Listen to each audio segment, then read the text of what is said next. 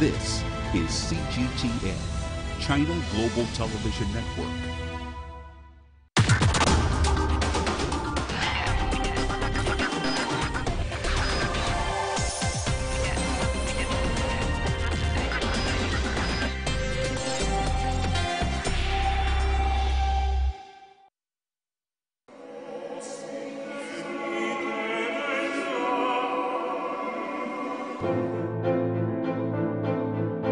Christianity is the largest religion on this planet, but how large a presence does it have in atheist China?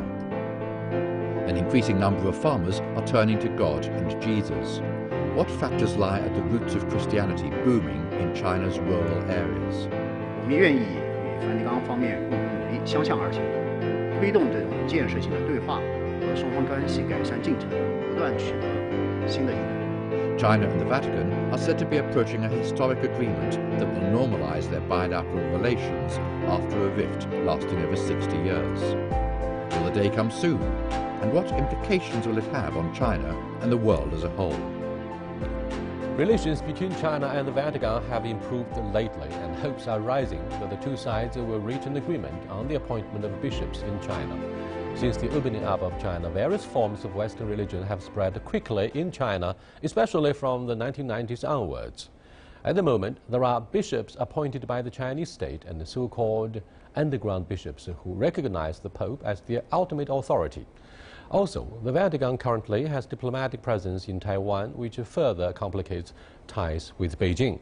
To clarify the current situation in China-Vatican relations, today I'm happy to be joined in the studio by Francisco Xixi, senior researcher of China Renmin University.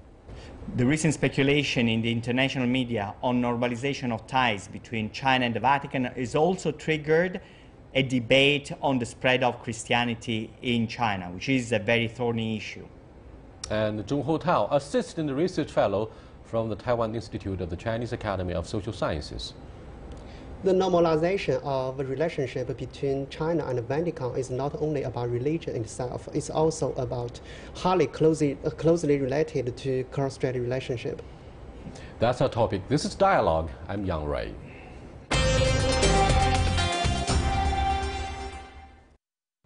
Welcome to our dialogue.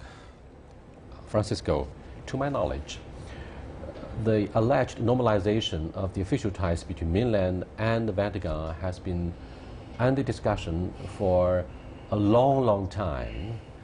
One of the major factors that prevented this normalization, I'm afraid, is Taiwan. Taiwan still maintains official ties with the Vatican. From your perspective, how complicated is this issue? I think this is surely it's very complicated, but among the very complicated issues, this is the simplest in a way, because I believe the two sides have come to some kind of agreement that there should be not really full, at least, full diplomatic ties, but there should be some kind of normalization of ties between the two sides. So I think this is not really the most complicated. But are you aware that are you aware of the sensitivity of this issue, religion in China? Yes, this is extremely important and extremely sensitive, as you mentioned, and this is actually where lots of thorny issues are coming up. And how influential is a Catholic in Taiwan? Yes, that's really a very influential religion in Taiwan, but actually those believers, the number of believers is declining in Taiwan, and actually those traditional religion, for example, Mazu and some other traditional religion is becoming Wait a minute, flourishing. Francisco, I believe religious believers in that number are declining, right, throughout the whole world. Younger generation no longer go to church as frequently as their parents and grandparents. Is that true? In the West, this was happening, but we know that the spread of Islam is also proof of the return. I'm talking about Catholic, not Islam, or the increased Catholic. number of Muslims. What is Catholics? No, I thought the believers in general. Catholics, it was declining, but now with the return of this Pope, especially, the numbers are increasing again. So this Pope especially has managed to draw a lot of attention worldwide, and so believers are going back. But in general, the trend was slowing down. And I believe the idea of normalizing relations to some degree between Vatican and Beijing must have brought authorities of Taiwan to the edge of their seat. They are very worried, they are concerned about what the future might hold for their official ties with the Vatican. What can you tell us?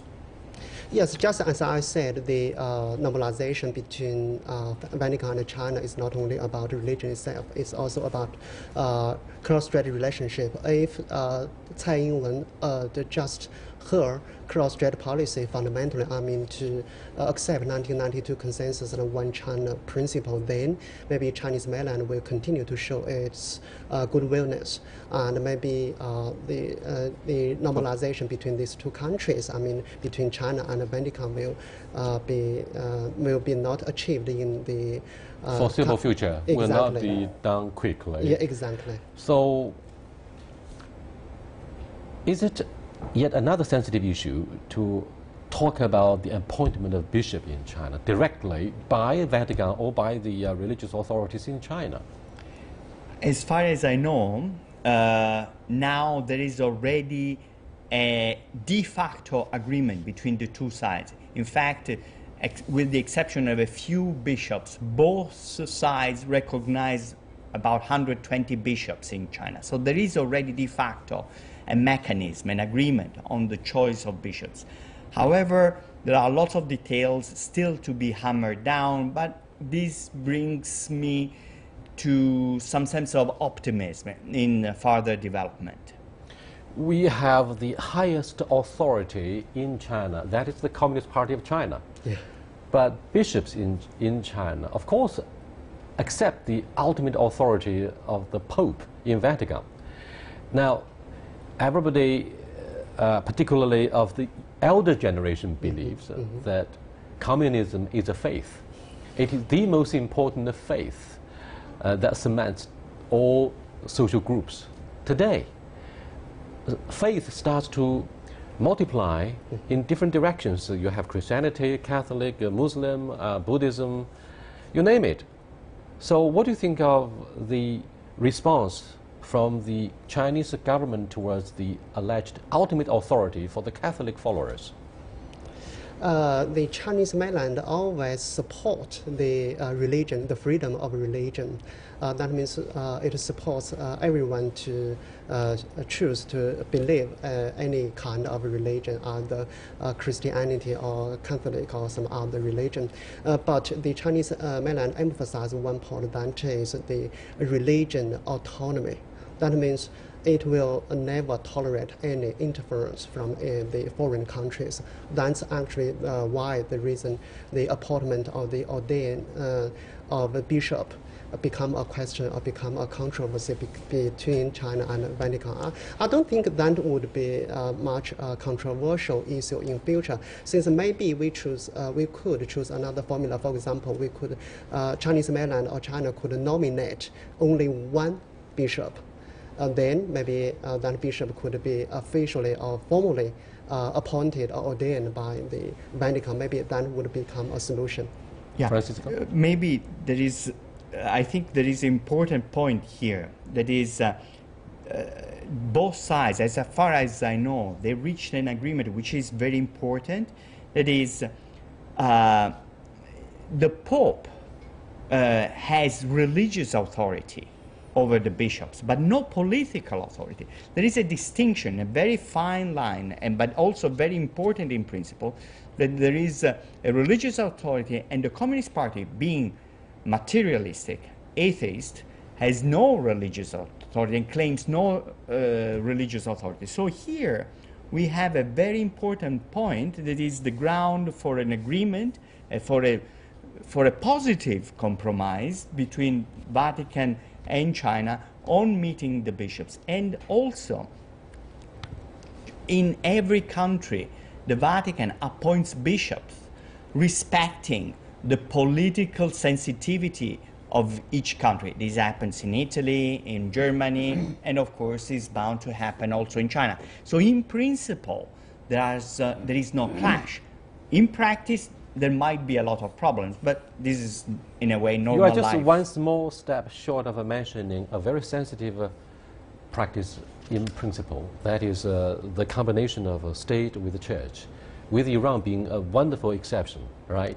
It combines the state with the church perfectly in their Persian way, not perhaps in the Polish way, where towards the end of the Cold War, you witnessed the turnout of millions of Poles when Pope John Paul II, who was a Pole, who died, of course, a few years ago, was given such a tremendous welcome, and yet the Polish Communist Party sit back and supervise the whole political process. Fortunately, this process helped ease the tensions between the Communist Party and the rebellious population. You know what happened in those days. But then there is also Cuba. Cuba stayed communist up to this day because of the intervention of the Vatican.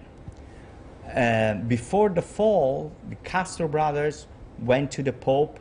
John Paul, in a way, did a lot of work with the Americans and with the foreign countries to bolster the Cuba regime. So what I mean is that the Polish example and the Cuban example are two examples very different, and I think it has also to do with how the leadership was perceived into the different countries. In Poland, perhaps the leadership was perceived as a foreign occupation dictated by the Soviets. In Cuba, the leadership was more solid, and the Catholic Church actually helped the regime. It is helping the regime because it also helped normalization of ties between Cuba and the United States recently. Well, but that's, of course, a blessing from God. But having said that, let me correct one thing that I may have said wrongly. For Iran, the Persian state, I'd better avoid using church. For them, it's Prophet Muhammad.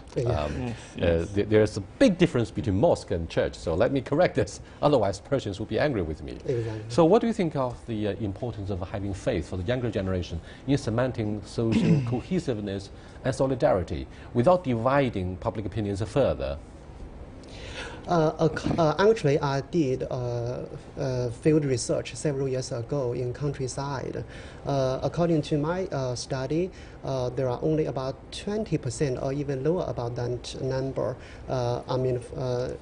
For those young generation believe in a kind of religion, for example, Christianity and some other religion. So and about 60 to 70% between the age of 30 to 60.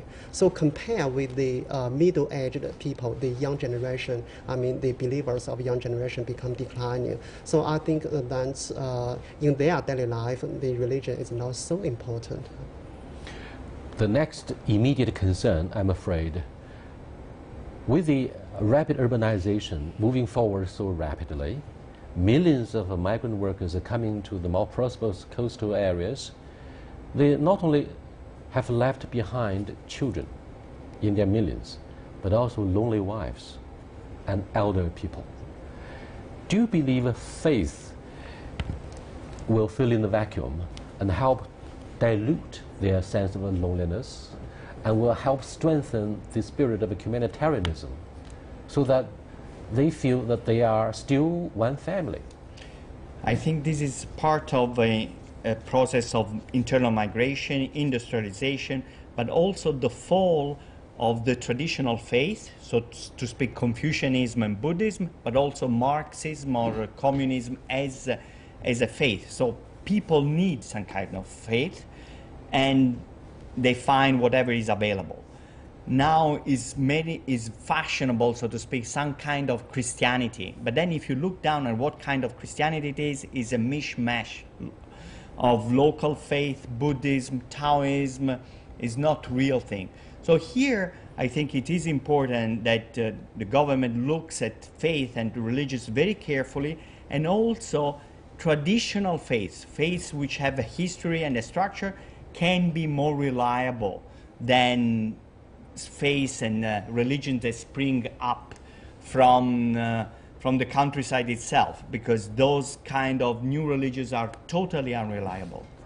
He put his finger on a very sensitive issue. History has proved, history has proved that the spread of religions, especially their ideologies, can stimulate a strong sense of crisis among believers of other religions as well as unbelievers. What effect does this torpedo-like expansion of Western religion in China have on followers of other religions and non-believers? Actually, I think those crises were not stimulated or irritated by the religion itself, but the after effect. Actually, for example, about 20 years ago, maybe you remembered, and that time Falun Gong did a lot of work and mobilized its believers to attack or even to do some illegal tasks. So that is what we call a crisis. But as a religion itself, I don't think we are quite afraid about or worried about religion itself. We just worried about the illegal effect about those. But what about the politicization of Islamism and the extremism of Islamic belief in the Middle East, for example, and in much of northwestern China, like Xinjiang, Gansu, Ningxia, where we have a big population of Muslims? Their faith, their religion, and the relationship between Islamic states in the Middle East and believers of Islam in China would be a very tough issue, very tough challenge for the Chinese authorities in the 21st century. But you are watching Dialogue with Francisco Xixi and Dr. Zhong Hotao. We are discussing how soon or whether is it possible for Beijing to normalize relations with the Vatican, and what's going to happen to the cross-strait relations between Taipei and Beijing as a result. We'll be back in a short while. Stay with us, please.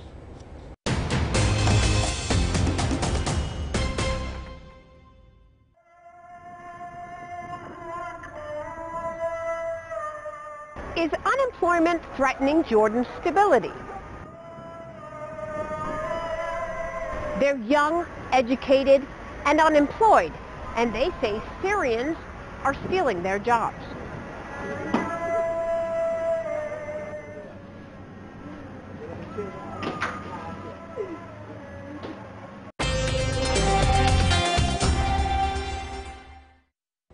Welcome back, gentlemen. The exclusive nature of religions, Francisco, and the sense of superiority expressed by many followers of various faiths exacerbates contradictions between different religions. Hence, we had 4 times at least of crusade by Christians against Muslims in the history. Bloody conflicts occurred between the two sects. Not sects, entirely different religions. Yeah. So, do you think Islamic extremism, I'm not talking about Islam. Islam is a very good faith, yeah, very decent faith for vast majority of the followers. But extremism of Islamic belief might be a serious threat to the social stability of China. Look at Xinjiang, the pro-secession forces there may have fueled our concerns that we must be tough.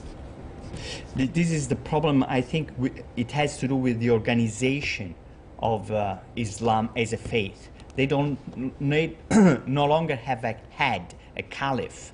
They have very spread organization, so everybody can read the Quran, say, I'm a mullah.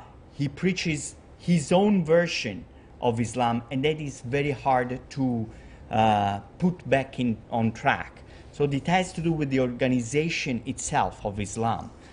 So in this sense, any religion can become the flag of revolution, provided it is very loosely organized. So a very strongly organized religion has pros and cons. Yes, it has the cons that is can be a counterweight to whatever civil authority, but it has the pro that is very difficult to get hijacked by the local madmen. So it is very delicate, it is very sensitive, but I think it has to do with the organization of each religion. We should look at this element. more than the faith, yes. Yeah, I just add some of my personal experience. Once I worked in Qinghai province, and then, in that province there are lots of Islam believers. But I want to emphasize that, just you said, Islam extremists, there are only just a few. The number is quite a few, and they are closely related to foreign forces. For example, they often receive donation or contribution from foreign forces. As now, the Chinese mainland is quite implementing its religion law to control those extremists, and I think the number is becoming is declining. We see some photos posted online, and we are worried about Muslim women wearing their masks. Yeah. And that quickly reminds us of the widespread belief of Islamism in the underdeveloped northwestern region. Such a rapid expansion of the faith itself may not go wrong, but it fosters a mistrust, a sense of mistrust between the Han, we call it atheist Han people, and the Muslim believers. It also shows up tensions, and therefore this has become a very menacing, destabilizing force. It's what we call the Islamization of the western region of China. But the rapid expansion of Islamic faith has fostered not only mistrust between the Han, the majority, and Muslim believers, but also fueled instability. What can be done to, on the one hand, maintain the freedom of religious belief? On the other hand, we guarantee social stability, and we would not go to extremes, because that's something that may worry not only Islamic believers, but our Muslim friends in Gulf states, for example. Personally, I think we should promote the interaction between those Islam believers and those unbelievers, especially you said Han people. For example, we should promote their marriage or their interaction in other ways. For example, we could do some business or some equal access to education, exactly, job creation. Yeah, same opportunity, some other measures we could take. And another point, we should also do whatever we could do to control, to forbid, or to suppress any kind of illegal cult organizations. I think that is very important. As for those Islam believers, I think they are very kind, they are very nice. They don't want to be a kind of social destabilizing forces. They just want to coexist with the Han people. But only just a small number of people want to irritate our society, want to become an unharmonious factor in our society. But I don't think that will become a big faith challenge. In China, not just a focus on Islam, but Buddhism, Christianity. How do you assess the current situation? Whether we're going to have, very quickly, we're going to have more young followers of different religious beliefs, and why faith has become so important in China? I think faith has always been important in China. It only had different names. Confucianism also was some kind of, I'm afraid it's a secular faith. Yes, not secular a religious faith. Yes, but it's secular. There are faiths which are secular, faiths which are communism also. Under Mao was kind of faith, although it had no God. So there has always been in some kind of faith system. So once with Deng Xiaoping, it withdrew from the religious area. Of course, this opened up a whole area, and people went to the different faiths. And I think it is in a way normal. If you look at the history of Taiwan in the 40s and 50s, there were lots of Christians because Christianity was the thing in fashion. But then in the 50s and 60s, Buddhism came back, and now Christianity is declining again. So I think opening up and to faith is not necessarily good, is not necessarily bad, and is not necessarily good for Christianity. Christianity may be the early focus, but most people at the end of the day may go back to Buddhism. To your knowledge, is it legitimate or legal for Communist Party members to adopt a different religion? Is it legal for them to go to a church? Is it legal for the young Communist Party members to hold wedding ceremony in the church because photos would look very good? I don't think for those communists it is okay for them to go to church or to become a believer or to be baptized. But as for their family members, I think that's okay. But maybe for himself, maybe that's not okay. And I also want to add one point for your another question. That's why those religions are spreading in China. I think it's closely related to the modernization of China and the. Do you have one case study, for example, in Wenzhou, Zhejiang province, where actually I did not catch a field study in Wenzhou, but in a small countryside, small village in Jiangsu province. There, I think it's as people's material demand are satisfied, they are spiritual aspiration as become a very important issue. So, and another important reason is that as the Chinese mainland is taking open up for policy, and the people are becoming much more open-minded. So it's quite easy for them to receive or to accept foreign religions. Here, I also want to mention one point, that is, as according to my research, those rural people, I mean those villagers, why they choose to believe in Christianity or some other religion is highly related to their personal experience. For example, they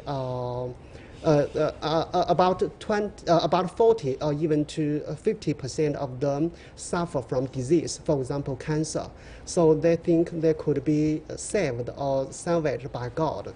And I think that's also a very important reason. So God comes where medical care exactly not enough is not available for the low-income family members of migrant workers in the rural areas. That makes sense. Yeah. That does make sense. But you spoke of the role of modernization in facilitating the spread of religions in China. Wenzhou is one case in point.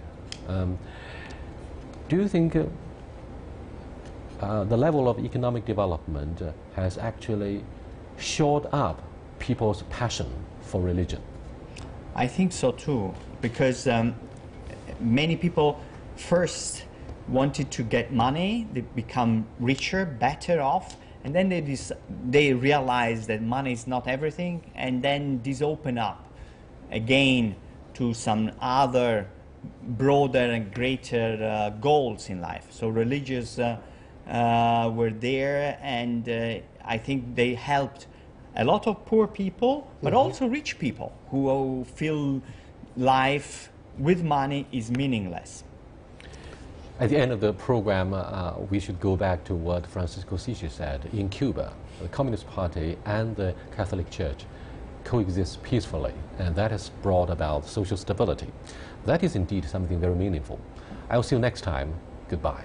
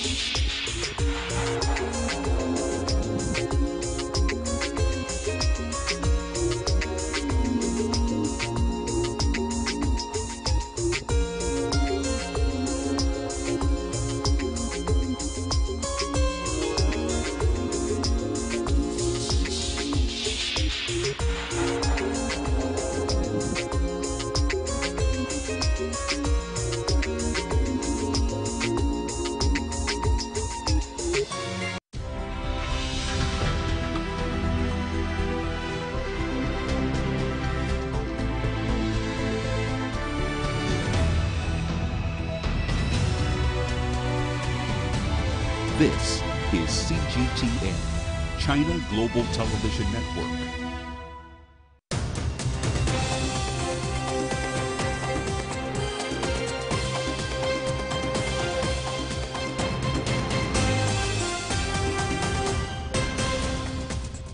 Hello, you're watching The World Today from CGTN. I'm Jeff Moody in Beijing. We start tonight's programme in Malaysia, where the nation's health minister has confirmed that the dose of VX nerve agent given to the DPRK leader's half-brother, Kim Jong-nam, was so high that it killed him within 15 to 20 minutes. Let's take a listen to what he had to say.